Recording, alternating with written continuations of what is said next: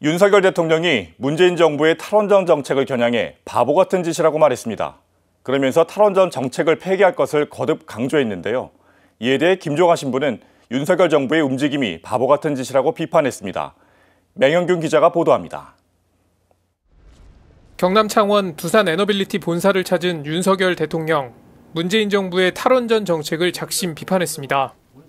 만일 우리가 지난 5년 동안 바보 같은 짓을 안 하고 이 원전 생태계를 더욱 탄탄히 구축했더라면은 지금 아마 경쟁자가 전혀 없었을 것이라고 저는 확신합니다. 그러면서 탈원전 정책 폐기를 거듭 확인했습니다. 방향은 잡았습니다. 탈원전은 폐기하고 원전 산업은 키우는 것으로 방향을 잡았지만 방향만이 중요한 것이 아니라 이 산업을 신속하게 궤도에 올려놓을 수 있도록 하는 것입니다. 신한울 3, 4호기 건설 재개에 대해서도 법적 절차와 기준을 준수하되 최대한 시간을 단축해 효율적으로 수행해 나가겠다고 밝혔습니다. 현 정부의 이런 기조는 가톨릭교회 시각과 전면 배치되는 것입니다. 주교회의 핵기술과 교회의 가르침 87항을 보면 핵발전은 가장 값비싸고 위험하며 가장 비효율적인 방식이라고 지적합니다. 또한 120항을 보면 핵발전이 가져다주는 풍요로움이 있다고 하더라도 대다수의 인류와 미래 세대는 그 풍요로움에서 배제돼 있다고 강조합니다. 산업계 일부 사람들의 경제적 이익일 뿐이란 지적입니다.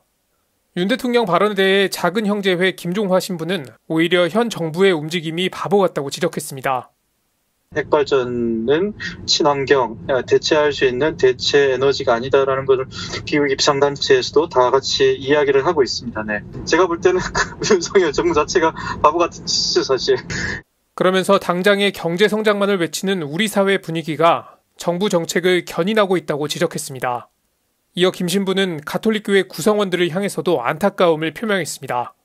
교황님께서도 말씀하셨듯이 인디프런스라고 해서 무관심이라고 분명하게 이야기하고 있습니다. 신화 가톨릭교회 신자분들이 관심을 가지지 않고 단순히 개인적인 회심이라든지 내적인 변화, 이제 이런 것만 가지고는 안 된다라는 것이죠. 공동체적인 회개를 분명하게 교회에서는 이야기하기 때문에 우리 종교인들이 지금 전 사회적인 문제에 대해서 정말 관심을 가져야 된다는 것, 가지지 않는 것에 대해서 저는 우려를 표하고 싶습니다. CPBC 맹형균입니다.